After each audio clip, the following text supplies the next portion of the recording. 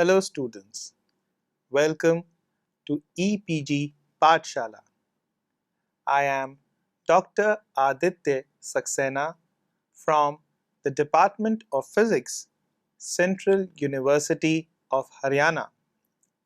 Today we are going to discuss about the module Dirac's ket and bra notation for vectors under the paper Quantum Mechanics 1. So students, let us see what we are going to be learning in this module. Firstly, we'll get to know the properties of the ket and the bra vectors. So in that, we'll first define what is a ket vector, what is a bra vector, how the ket and the bra vectors are related to each other, and this will lead to some interesting observations, particularly if we are considering the same vector. Through this, we'll also learn the definition of the adjoint and the self-adjoint operators, and we'll see that self-adjoint operators are basically the operator A is equal to the operator A dragger, and this definition of the self-adjoint operator we'll see can be neatly derived in the following exposition. Then we'll also know the orthogonality theorem for eigenvectors of a self-adjoint operator. We'll learn the eigenvectors and the eigenvalues in the Dirac notation, and we'll see how these are defined. Followed by that, we'll also know the definition of the projection operator. And finally, we'll learn the representations of kets and bras. Now, as we have already discussed in the preceding modules, that what are the properties of linear vector spaces? Having done that, let us now turn over to study an elegant notation which was developed by Dirac to deal with vectors in the abstract vector space. So, we introduce the concept of the ket and the bra notations for the state vectors, and we shall see and discuss over here in the language that Dirac used the properties of the eigenvalues and the eigenvectors of a self-adjoint or Hermitian operator. We'll then discuss the concept of finite and infinite dimensional Hilbert space, develop the fundamental postulates of quantum mechanics, describe the representations of state vectors, and show how to express the matrix representation of state vectors and matrix elements of operators. Ket and bra vectors. Now we will be discussing the ket and bra vector notation. First of all, we define the scalar product, which has already been discussed earlier, as that if we have two vectors x and y, then the scalar product for these vectors is defined as scalar product of vector x and vector y is equal to the complex conjugate of the scalar product of vector y and vector x. And this relation is known to be linear with respect to y, which is the post factor, whereas it is antilinear with respect to x, which is the prefactor, and suggests that one can think of two vectors as belonging to two different spaces, linear in themselves, but related to each other antilinearly. So, if we look at this relation with respect to y, which is the post factor, and we say that with respect to y, this relation is linear, then we can actually think of three vectors, vector x, vector y, and vector z, and two scalars, alpha and beta, such that the scalar product of vector x and the product of alpha and vector y plus beta and vector z is equal to alpha times the scalar product of vector x and vector y plus beta times the scalar product of vector x and vector z. Similarly, the scalar product with respect to the prefactor, which is the vector x, is antilinear, and this can be defined as, supposing if we have three vectors, that is vectors x, y and z, and we have two scalars, that is alpha and beta, then the scalar product of alpha into x vector plus beta into y vector and the z vector is equal to alpha star times the scalar product of vector x and vector z plus beta star times the scalar product of vector y and vector z, where alpha star is the complex conjugate of the scalar alpha and beta star is the complex conjugate of the scalar beta.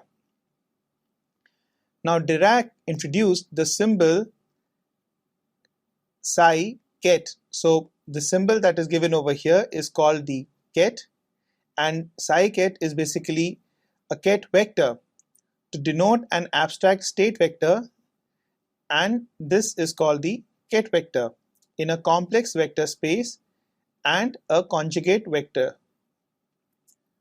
Further, we can also define another vector which is called the ket psi bar and is given by the symbol that is shown over here in the equation and is called the bra vector. This is the complex conjugate state vector of the ket vector psi. Thus, the two spaces are not independent but dual to each other. Each relationship among the vectors in one space has its image in the other space. Relationship between ket and bra vectors. Thus, we can look at different vectors defined in the ket space and the bra space, where ket space are the state vectors and bra space is the conjugate state vector space. So, ket vector psi will have a conjugate state vector bra psi vector. Similarly, if there is an operator A in the ket space, it is transformed as operator A bar in the bra space. Also, in the ket space, operators act from left to right, while in the bra space, they act from right to left. So we can see this, that in case of ket space, if we have a scalar alpha, then the scalar alpha will act on the ket vector psi from the left, while in case of the conjugate space state vector space, if we have a vector bra vector psi, then alpha star, which is the complex conjugate of the scalar alpha, will act on the bra vector psi from the right. Also, if supposing we have three vectors xi, psi and phi, then in the ket space we can write the vector xi, ket vector xi, equal to ket vector psi plus ket vector phi, while in the bra space this will be bra vector phi plus bra vector psi is equal to bra vector xi, where we can see that the bra vectors for phi, psi and xi are the complex conjugates of the ket vectors for phi, psi and xi respectively. Again, if we have an operator A acting on a vector psi such that it defines another vector phi in the ket space, then we see that here the operator acts on the vector ket vector psi from the left as is shown in the equation, while in the bra space the operator is a bar and it acts on the state vector, that is the bra vector psi from the right. Further, we have these relations also which are defined for the ket and the bra space. So if we have two operators, now let us consider an example. So we can see that it is a simple exercise to verify that the operator d by dx, which is a differential operator, is not Hermitian, whereas the operator I d by dx is Hermitian in the space of square integrable functions. For the adjoint of the product of two operators, one finds that bra vector psi operator A into operator B acting on ket vector phi is equal to bra vector operator A dagger acting on psi operator B acting on ket vector phi is equal to bra vector operator B dagger operator A dagger acting on phi ket vector psi is equal to bra vector phi B operator B dagger operator A dagger acting on ket vector phi the whole complex conjugate. From this equation, one can see that if we have two operators A and B such that operator A into operator B whole dagger, then this is equal to operator B dagger into operator A dagger. Eigenvectors and eigenvalues in Dirac notation. Now let us see how, using the Dirac notation, we can write down the eigenvectors and their corresponding eigenvalues. So let us start with an operator A, which is a linear operator operating on a non-zero vector and has no effect other than changing the length of the vector while preserving its direction. That is, we have an operator A which, when acting on the ket vector A, is equal to A into the ket vector A, where A is in general a complex number and is called the eigenvalue of the operator A corresponding to the eigenvector ket vector A. And in general, this A is complex. Then the eigenvalues of the self-adjoint operator are real. This is again something that we'll be studying, that when we find out the eigenvalues of self-adjoint operators, where the self-adjoint operators are defined as operator A is equal to the operator A dagger, and we'll show that how, considering a set of eigenvectors, that is ket vector A, ket vector A prime, ket vector A double prime, with the corresponding eigenvalues A prime, A double prime, such that operator A acting on ket vector A gives us the eigenvalue A into the ket vector A. Operator A acting on the ket vector A prime is equal to the eigenvalue A prime into the ket vector A prime. Operator A acting on ket vector A double prime is equal to the eigenvalue A double prime acting on the ket vector A double prime, and so on. Orthogonality theorem. For a self-adjoint operator A, that is, operator A is equal to operator A dagger, we have the relation bra vector A prime operator A ket vector A is equal to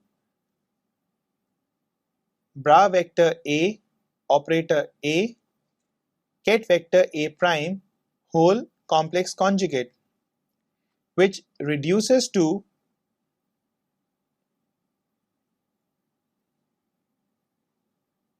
bra vector A prime ket vector A into A is equal to A prime bra vector A ket vector A prime whole star, and this is equal to A prime star bra vector A prime ket vector A, where the star denotes the complex conjugate. Further, we have that bra vector A prime ket vector A into within brackets A minus A prime star is equal to 0.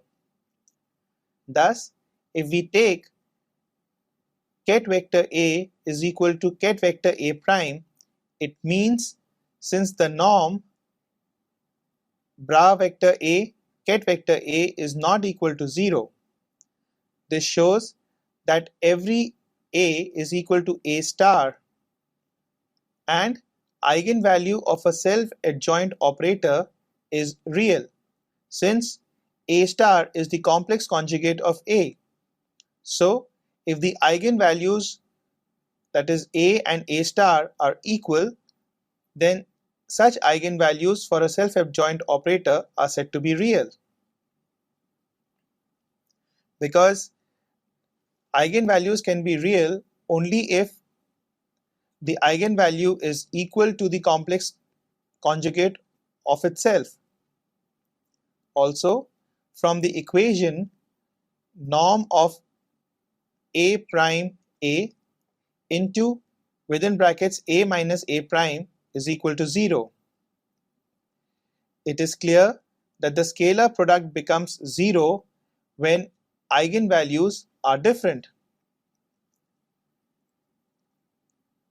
These eigenvectors are then said to be orthogonal, that is, bra vector A prime ket vector A is equal to delta A prime A for normalized eigenvectors, where delta A prime A is equal to 1 if A prime is equal to A and is equal to 0 if A prime is not equal to A.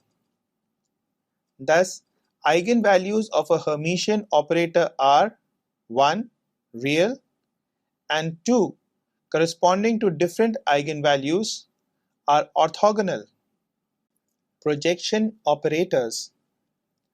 Now let us consider a self-adjoint operator A so that its eigenvectors form a complete set. It is then possible to write any state vector psi as ket vector psi is equal to summation over A lambda A into ket vector A, where lambda A is a scalar. Now, taking a scalar product of this equation with the ket vector A prime and using the orthonormality condition discussed earlier, we get bra vector A prime ket vector psi is equal to summation over A lambda A delta A prime A is equal to lambda A prime. On substituting it back, we get ket vector psi is equal to summation over A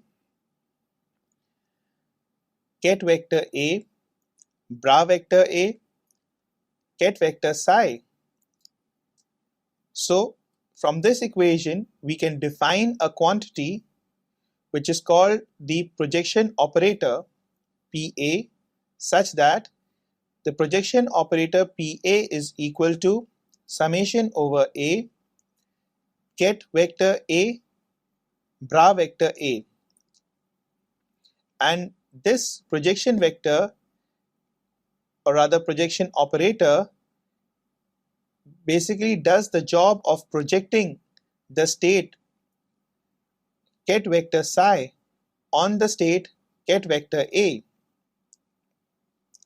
The sum of all the projection operators PA keeps the vector psi unchanged. This equation expresses the closure relation in its general form. Representation of kets and bras. In the ket vector A basis, the ket vector psi is represented by the set of its components. That is, we can write lambda A is equal to bra vector A ket vector psi.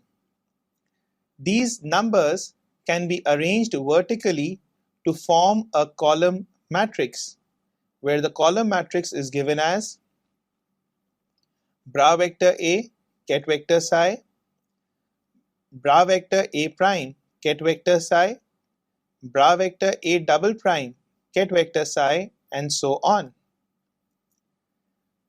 Similarly, for the representation of the bras in the ket vector A basis, we can write bra vector phi is equal to summation over A bra vector phi ket vector A bra vector A, and the components bra vector phi ket vector A are the complex conjugate of those of the ket vector phi and can be arranged horizontally to form the row matrix, which is given as bra vector phi ket vector A, bra vector phi ket vector A prime, bra vector phi ket vector A double prime, and so on, and bra vector phi ket vector AI.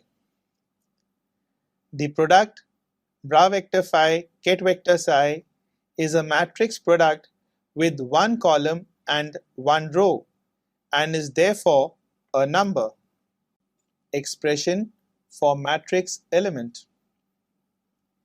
We can now extend our analysis of the bras and the kets to write in the matrix form the matrix element bra phi operator A ket psi in a given basis, say the ket vector ui basis, which is simply bra vector phi operator A ket vector psi is equal to bra vector phi projection operator operator A again projection operator ket vector psi, and this is equal to summation over ij bra vector phi ket vector ui bra vector ui, which is the first projection operator in the above equation, operator A, then ket vector uj bra vector uj, which is the second projection operator in the above equation, and ket vector psi. And thus we finally have bra vector phi operator A ket vector psi is equal to summation over ij bi star aij cj, where bi star are the row matrix, aij is a square matrix, and cj is a column matrix, and this can be represented mathematically by the form of the equation given as bra vector phi operator A ket vector psi is equal to row matrix B1 star, B2 star, so on, Bi star, and so on. Then square matrix A11, A12, and so on, A1I, and so on, A21, A22, and so on, and A2I, and so on. Then coming down to further rows, AI1, AI2, and so on, Aij, and so on, and then going down further. And the column matrix C1, C2, and so on, Ci, and so on.